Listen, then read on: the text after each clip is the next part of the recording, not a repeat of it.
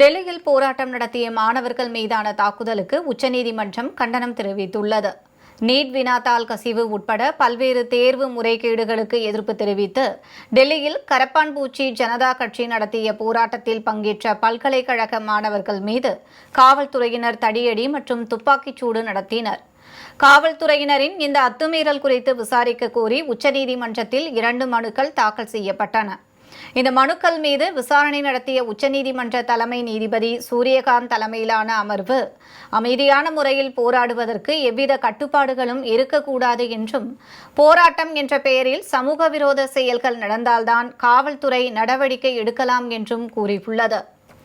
காவல்துறையின் வரம்பு மீறிய தாக்குதலை நியாயப்படுத்த முடியாது என்று கூறியுள்ள நீதிமன்றம், தீவிர போராட்டம் நடைபெறுகிறது என்பதற்காக காவல்துறை வரம்பு மீறி நடக்கக்கூடாது என்றும் தெரிவித்துள்ளது.